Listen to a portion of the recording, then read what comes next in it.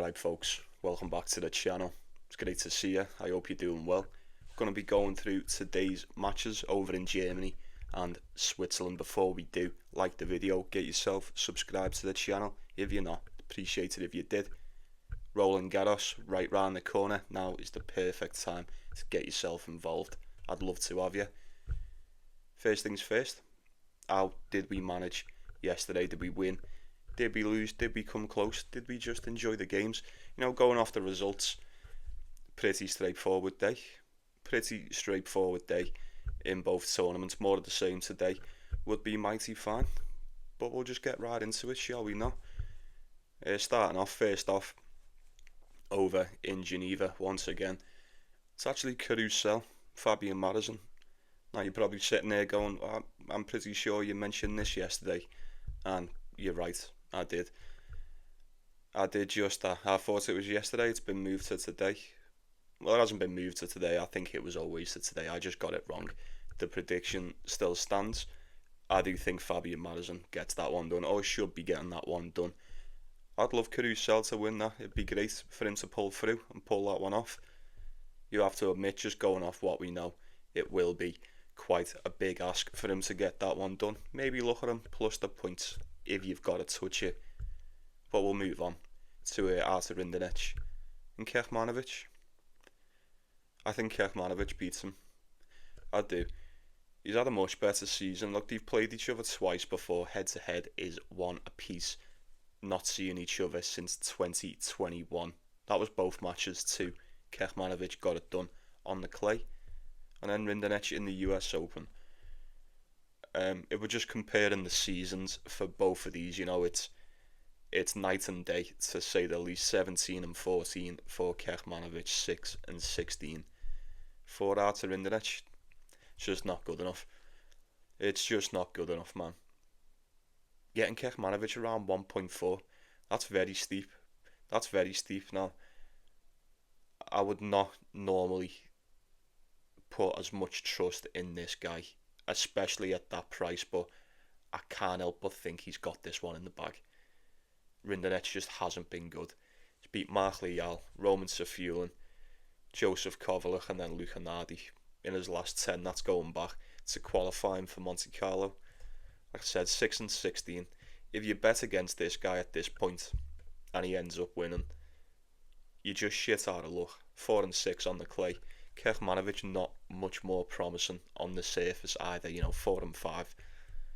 Done the majority of his business over on the hard court. He's just in better form. Now, like we mentioned yesterday, these courts over here do tend to be on the quicker side, so maybe that could go in the favour of someone like Artur Rinderknech, but he's shown nothing in the past couple of months, or pretty much all season for me anyway. Nothing to suggest that he's going to pull this one off. Kecmanovic he's even it's even below 1.4, 1.35, 1.4 roundabout. That's very, very steep. If that doesn't tell you the story, then I don't know what will. I think Kecmanovic gets that one done. So we'll move on to Artur Cazaux and Hubert Hurkacz. Odds on this are pretty much identical to the last one, although you're getting Hubert Hurkacz a little bit more of a favourite. It's dropped all the way to 1.2 now. 1.2, 1.25. Played them once before. For those that are really into the tennis, you should remember this one. That was last year over at the Australian Open. And for those that do really remember the tennis, I think I speak for all of us when I say I don't think I've seen Artur Cazaux play as good as what he did early doors over there since. No, pretty much ever since that. He looked really promising. He really did. Just hasn't really managed to maintain those levels. So he's not much of a clay player anyway. He's not. He had a fairly decent season last time out on the hard court. I will give him that. 5 and 7 this year. He's yet to play a game on the clay, so this will be the transition for him. Hubert Hurkacz. He done pretty much what. Actually, no, he didn't. He done a lot better than what I thought he was going to do over in Rome last week. Pedro Martinez, it's a decent win. Hubert Hurkacz should be beating him anyway, but in his current state, he's a little bit fragile. You know what I mean? Is he not? The current game, the current state of Hurkacz, it's a little bit fragile. A straight set win over Martinez is decent. The win against Marcus Giron could have easily went against them. Easily could have lost that. Managed to pull that one back. And then the same against Mensah. Very tough game. Looked decent in that. And then getting to the quarterfinals, maybe he just ran out of steam. Maybe he just ran into Tommy Paul. Either which way you swing it, the result ends up being the same. I didn't think he'd get past Tommy Paul anyway. But a decent tournament, a decent showing last time out, I'll give him that. Just going off that, you'd probably assume he's got more than enough to get past Arthur Cazaux. I mean, the bookies certainly do. 1.2. Very steep. Very steep. I mean, what's Cazaux going to look like on the clay? I'm not too sure. He's never really done much. 0-2 last year. What are the odds that he just turns up and just whips Hubert Hurkacz today? 4.3. Apparently 4.3, 4.2. That's the price you're going to pay for Arthur Cazaux to get this one done. I don't think he does. I am slightly concerned regarding the fitness of Hubert Hurkacz, as I imagine that we all are. But it's still early days. And like I said yesterday, just keep it sensible. Keep it sensible. If you're not too sure, just keep it short, keep it sweet. Don't be going crazy on these matches. We have got French Open very, very soon, so make sure you save yourself for that. I'd go with Hubert Hurkacz to get this one done, but at 1.2, I wouldn't be fucking with that. No, that's quite the price to pay for Hubie to ruin my day. So we will move on to Karen Khachanov, Kai Nishikori. What am I to do with this one? Now, at first glance on paper, you'd look at this and you'd say Khachanov next. I would anyway. But then you look a little bit deeper and you start to pick it apart. Straight off the bat, you see the head-to-head 5-2 to Nishikori. Madness. If you just had to guess what that would have been, you probably never would have arrived at that number. But it's true, 5-2 to Nishikori. He actually beat Khachanov over in Hong Kong at the start of the season. Over on the hard court, 2-1. So he's already beat him this year. How's he going to hold up on the clay? Not only has he beat him this year, he's actually beat him the last 4 times they've played. Twice in 2021, once in the French Open, and then once in Madrid. And then you're going back to like 2018, 2017, 16. Safe to say they are very, very irrelevant now. I'd say that he's already beat him. If that one at Hong Kong weren't there, I'd be very, very certain Khachanov gets this one done. He's so much better than him. He's so much better. Nishikori, he's no spring chicken anymore. He's really not. He's about, 36 is that? 35, 36 years old? Has he got what it takes to get past Karen Khachanov? You have to admit he's played a lot better over on the clay than what we've seen him do all season. Some decent games, man. He's only been beat by Alcaraz, Tommy Paul in Madrid, Holger Rune in Barcelona. It's fine. And then Medvedev, Monte Carlo. Pesaro, Borichaga, Ralia Pelka, Davidovich Fokina, Jami Munar, Cam Norrie. I think Kai Nishikori fits perfectly, just slots very nicely amongst that list of wins for Karen Khachanov.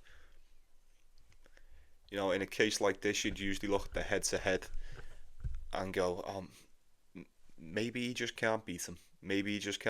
But I don't know, man. Probably wouldn't be willing to bet, but I'd be willing to say that I think Khachanov should be getting this done. I really do. Call it 1.4 if you're taking him. It seems risky, does it not? It seems risky. Here's me main point with this, but that's probably going to keep me away from it. I think Khachanov should get it done.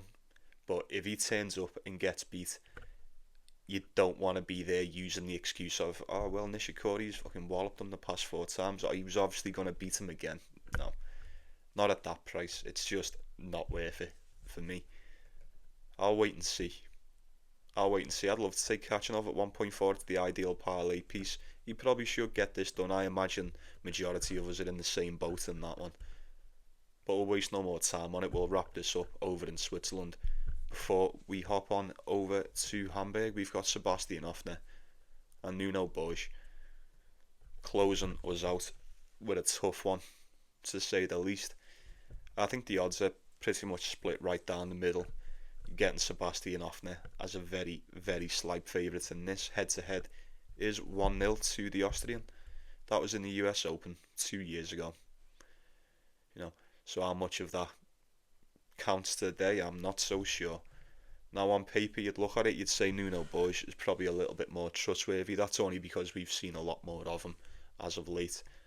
Sebastian Hoffner, since he's come back, has been fantastic. He really has.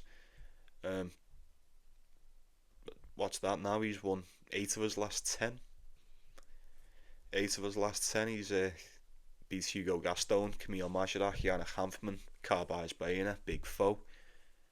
And then coming over to qualifying, he smoked Leo Borg. Had a very, I say a tough game against Riley Opelka. It's pretty much exactly what you'd expect, 7-5 in a tiebreak. And then coming into the first round, he just bullied Ivan Gakhov. Absolutely bullied him. 6-1, 6-2. Nuno Bosch, I thought he looked alright against Alex Michelsen, although he did drop just the one set. Managed to pull it back and get himself a rather comfortable win in the end. I don't know, the fact that he's a slight dog in this probably tells you a little bit of a story, doesn't it? It does. There was once a time, not that long ago, that if I was faced with this matchup, I would have took Nuno Bosch in a heartbeat. Sebastian Hoffner was not playing well for quite some time. But I think I speak for everyone when I say, this is most definitely a lot more like the Sebastian Hoffner that I know can turn up, that I've been seeing the past few weeks. I'd be worried for Nuno Bosch today. I would. You go in 3 sets with Alex Michelsen, I imagine you're going to probably drop one to Sebastian Hoffner. I think Sebastian Hoffner for a set is perfect. It's a perfect parlay piece. Nuno Bosch is tricky. He can be tricky. He has won 5 of his last 5, is that? Yeah. Holger Rune, that was a retirement. Pedro Martinez, Carbajs Baena, Martin Fuskovic, and then obviously Alex Michelsen. If you want the losses, Sabo Field, Kekmanovic, Davidovich, Vakina, Tsitsipas, Carbajs Baena. I think he is. I think he's very beatable. I think Sebastian Hoffner will find Nuno Bosch to be rather beatable today. If he just plays his game, say he should be good for at least a set. I'm not picking it with much conviction, but it would be the way I'd look on that one. Well, that's going to do us over in Switzerland. If you're still watching, like and subscribe, all that shit. And then where are we? Who've we got here first off? Right, okay then. Very well, folks. We've got Vitaly Sachko, Flavio Caboli. I'd go with Flavio Caboli on this one. I would. On paper, it's got all the makings, all the potential to be a tough outing for the pair of them. You're getting Caboli at quite a big favourite on this one, around the 1.2, 1.3 mark. 8-5 on the clay for the Italian, 18-8 for his opponent. Safe to say, Sachko is most definitely seasoned on this surface. A little bit older, 5 years older than Caboli. Not ranked nowhere near as high as him. 235 for Sachko and then 35 for the Italian. Yeah, it's quite the jump in levels, is it not?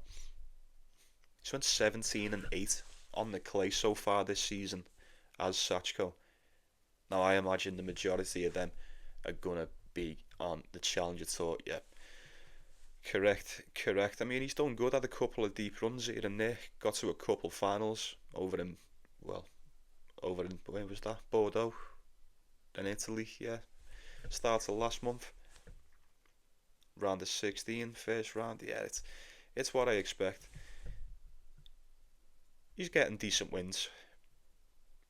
But let's just touch on the losses. I mean, just from his last few tournaments, Svesina in the final, Rafael Collignon in the final, Henry Squire round of 16, Calvin Hemery first round, and then who the fuck's that? Stevie?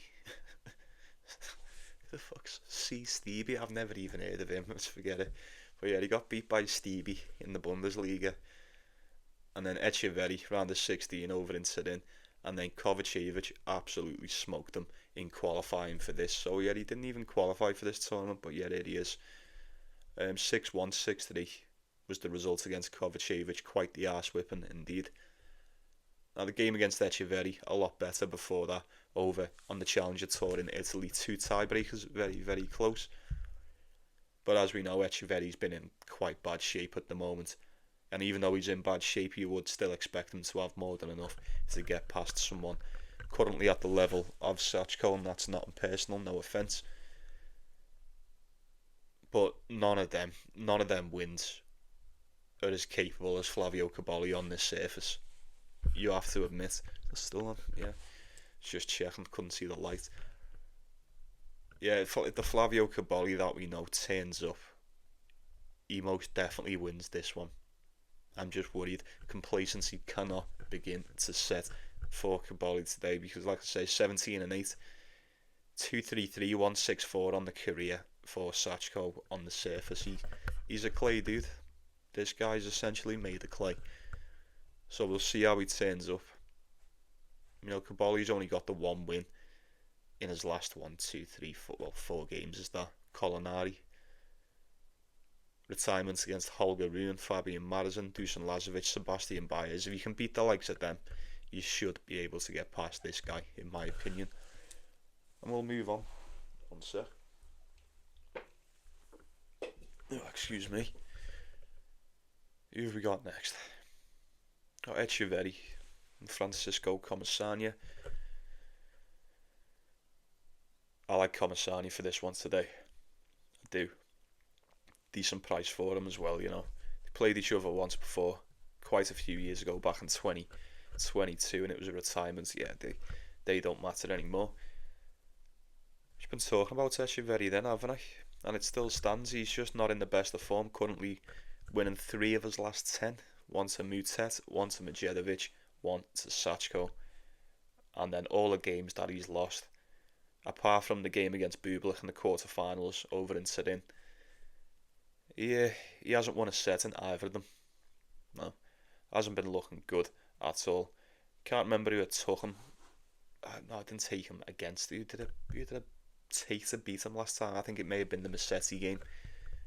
Yeah, that's neither here nor there. Did take a set off Bublik, so maybe, I don't know, maybe he's just, I'd say maybe he's picking it up a little bit. He went 1-1 over in Turin, getting past Sachko and then run into Bublik, couldn't get it done there. Comesaña last time out, very impressed against Holger Rune. He looked decent against Daniel Altmaier, we took him in that. You know, we're touching on his last 10 games, he did win the title over in the Challenger in Portugal. No, sorry, he got to the final. Got beat by Elmer Moller. And then come to Madrid, Pedro Martinez, Artifice, beaten by Cerundolo. No shame in that. And then just about fell short to Holger Rune once again. No shame in that. I think he's got more than enough to get past Echeverri, especially this current version of Echeverri. He's not too great.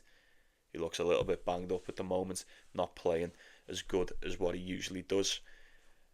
I think Comesaña's good. He's good, man. He's better. He's going to be a lot fitter, I imagine him to be. A lot fresher on the day. Yeah, I'll be going with Comesaña. I say it all the time. He's got the shots. He's got all the shots, man. He really has. He can play really good. And he doesn't make it easy for them. Even if he's going to lose, he doesn't make it easy for you. You'd fancy him for at least a set around 1.8. I've got him at 1.83, something like that. Give or take. Call it 1.8. At that price, you could just take him for a set if you need a parlay piece. I really like Comesaña for today. I do. I'm nearly all the way there on just taking it. If it's pinned, it's pinned. If it's not, it's not. You know where everything is by now. But I would be going with Comesaña in that one. I think eventually he'll be just a little bit better. Be able to stifle Echeverri. And like I say, the key factor might just be the fitness. Commissania's got stamina for days. He's got bags of it. Echeverri hasn't really displayed that much of a fitness game pretty much all season. So, yeah, I'll be going with Commissania on that. So we'll move on to Boo and Big Foe.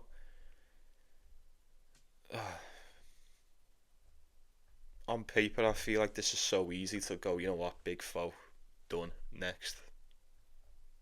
Is it? I mean, I don't know. I always say with Big Foe, we're not in the States, are we? I'm quite concerned for this one. He is on a 2-game losing streak, one to Arnaldi, and I don't really like that. And then one to Sebastian Offner, which we kind of called that one 2-1. You know, it went through like a trying. Boo did just get to the final over on the Turin Challenger, getting beat by Bublik. Just when you're about to say, you know, we always say about Boo, he's not much of a clay player, and then he goes and gets to the final, wins 4 in a row, could have easily got himself a title, and then what would we have been saying coming into this one? I don't know. 6-6 now, 11-15 on the season. Big Foe 12-11. Both have been fairly inconsistent. One is ranked a lot higher than the other. I don't know. Is that 1.4, 1.5? Giving a little bit of respect to Boo here, they are. Considering a week ago, what do you think the odds on this would have been? I think they'd have been a lot steeper for Big Foe, I really do. I'm slightly concerned. I think this could be an upset spot. I'm not going to say a prime upset spot, but I think Boo could trouble him. I really could. Let's see how he turns up. Like I say, that was only a day ago. That was yesterday. He was in the final, so maybe a bit of a quick turnaround. I think these courts over here will definitely suit the likes of these players. You know, they've got big serves. I don't know. See what Boo's like. I didn't realise it was such a quick turnaround, so that does change things quite a bit. So we'll move on to I've got Sebastian Baez, Ugo Carabelli. I just look at first glance, getting Sebastian Baez 1.7. I think that is a steal. That is an absolute steal. But before we try and steal it, he is on a 4-game losing streak. Currently on a 4-game losing streak. He has currently won 4 of his last 10. Ever since getting beat by Flavio Cobolli in the Bucharest final, he has went 1-5. Beat by Thomas Mahac, ended up beating Demir Juma in straight sets. 4-game losing streak activated. Holger Rune, Demir Juma, Vic Capriva, and then fucking Dinky over on the Bordeaux Challenger. That's the one. That's the one. That's it. It's doing something to me that I don't really know. I don't like it at all. Something fucking stinks in the garden with this one. What's happened to Sebastian Baez, man? What's happened to the clay god? I don't know. He's won a set in every one of them, so maybe while he's at 1.7 parlay piece, it's very peaceable. It is. I don't see why not. Ugo Carabelli, I mean, kind of, you know, what you see is what you get with this guy. 21-10 on the clay this year, 16-9 for Sebastian Baez. These have played each other 8 times. 8 times over the years. Ugo Carabelli won the first 2 in straight sets back in 2016, and Sebastian Baez has beaten him every single time since. That's right, 6 times in a row. Why would it not be 7? Now, this really should be one of those head-to-heads where you go, yeah, he just can't beat them. Sebastian Baez should be getting this one done. But like I said, he's in a weird funk at the moment. He seems to be, dare I say, somewhat in the mud. I don't know. At 1.7, I expected the odds to be a lot steeper than this for Sebastian Baez, I'll be honest with you.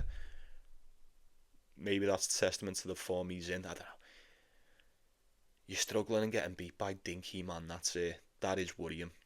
No disrespect meant, but, well, no disrespect intended anyway, but obviously you could. But it doesn't matter anyway. He's not going to watch it as if Dinky's going to be fucking pissed off with me. Yeah. I just don't like it. I don't like that whatsoever. Any other given time, I would have jumped at that price. I absolutely jumped at it and grabbed it with both hands. and ran out the back door with it. But why is it so close? Why is it so close? There's something wrong with Sebastian Baez at the moment, I imagine. He's not playing too good. That's enough. That recent game is enough for me to stay away from this fact. And I'll just leave it at that.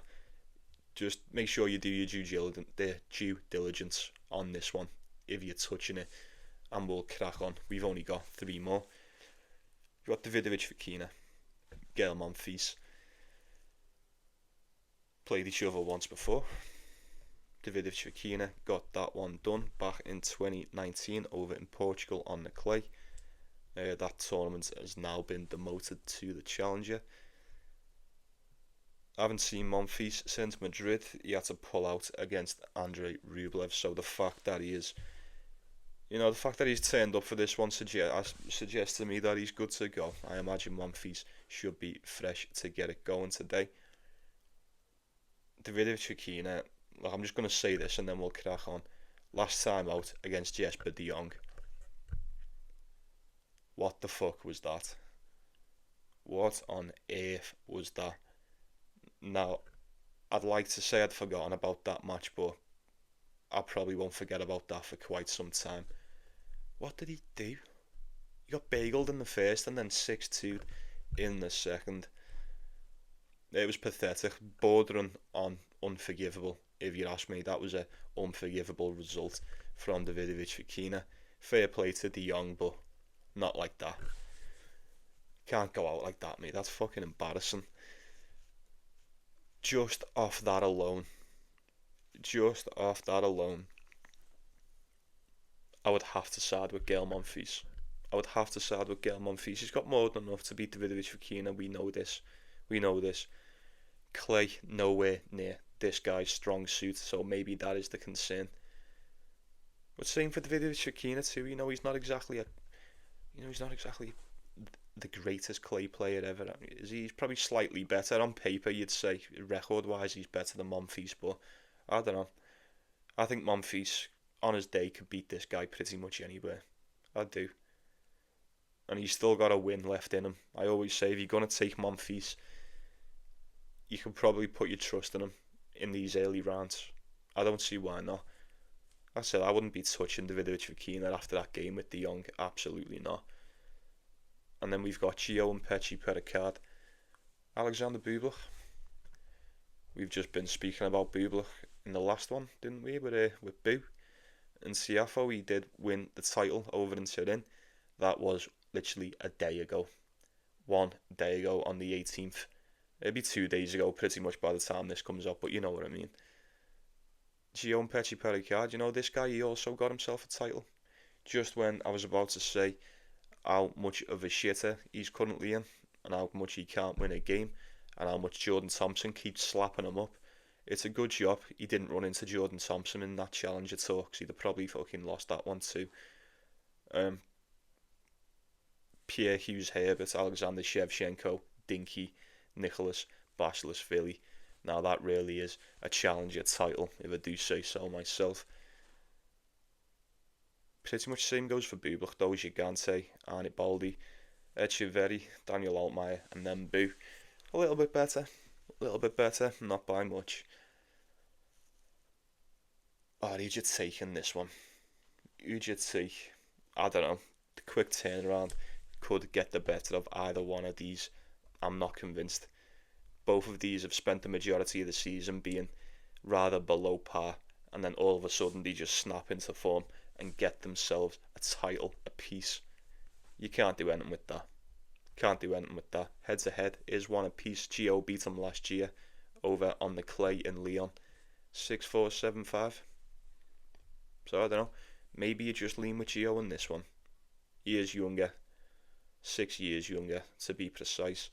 Maybe he'll be just a little bit fitter, a little bit fresher on the day. Both of them are fairly similar. They're both just going to try and save it out, aren't they? Both of these will try and save it out. Who will hold up the best? I would probably give the edge to Gio, with him having the youth on his side.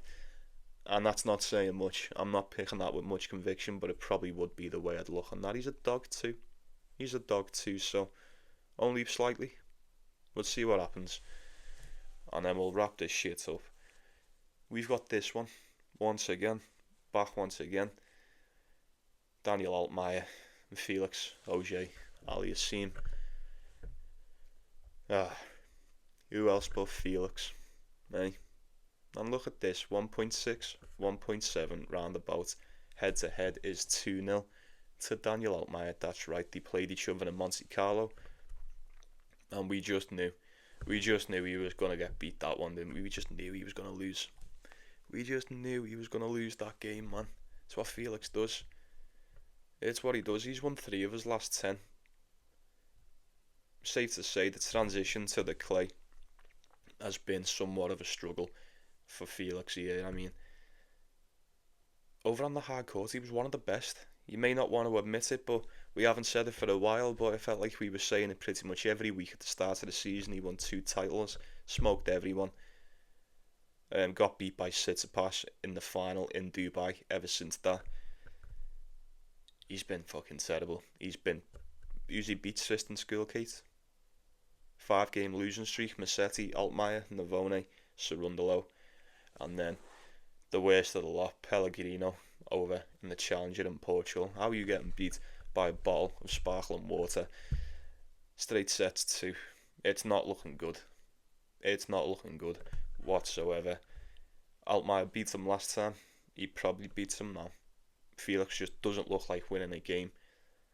Why would you take him to win this one today? I know I certainly am not. Why would you take him to win this game? Just because he's a favourite? Just because Felix is better? Just because he should be better and he should be beating someone like Daniel Altmaier? Felix should be beating a lot of people. There's a lot of stuff he should be doing.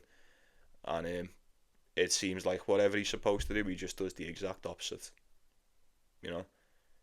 Look at me, fucking ripping Felix Auger-Aliassime's game apart. Like, he's 10 times, 100 times, a million times the player that I'll ever be in 100 lifetimes. But fuck me, man, he's just a nightmare, and he's an absolute nightmare, and he's bad for business. You know, just touching on the side for what we do, he's awful to bet on. He just is. You can never get it right with him. Even when he's doing well, he can be in the best form. This guy could be the number 1 in the world, and I'd still feel sick watching his games if I had cash on it. I couldn't tell you to go with him. You know me, for those that have been subscribed for quite some time, you know what I always say. But the price is actually alright on this one. So maybe it's a little bit more tempting, I understand. But we know better. We know better than to fuck about with this guy and do business with Felix in a spot like this. I will be leaning towards the German to get it done in Germany and pull off the upset in this match. And that's going to do us very well then. Alright then, I appreciate you folks. Appreciate you stopping by. Hope you've enjoyed it. Like the video if you've liked it. Let me know what you're going for. Best bets. All that. Obviously, anything that I'm going for will be in the pinned comment along with the timestamp, so be sure to go and check that out. Alright then, take it easy. Take care of yourselves. Take care of one another. Like and subscribe. Enjoy the matches. Best of luck to you. Let's go get that cash today. And I'll see you tomorrow.